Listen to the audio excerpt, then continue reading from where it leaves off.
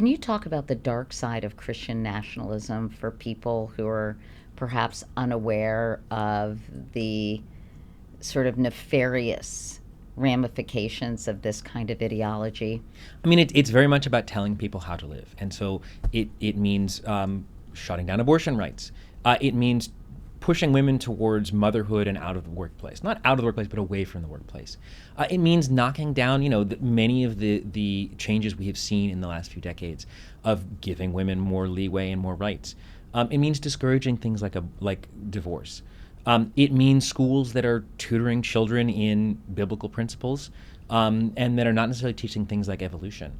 So I think it's there are a lot of ideas that are not popular, and it's a very totalizing way to approach life. But it is popular in some quarters. Can you talk about where Project 2025 resonated and the segment of the population who might embrace this, if not wholeheartedly, then half-heartedly?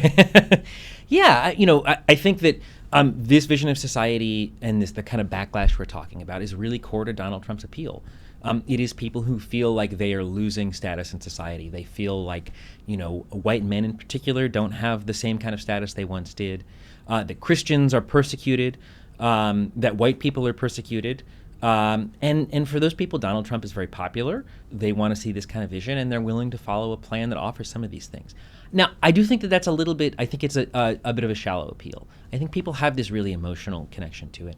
But when they get to some of the details of Project 2025, I don't think they're going to be as fond of some of them.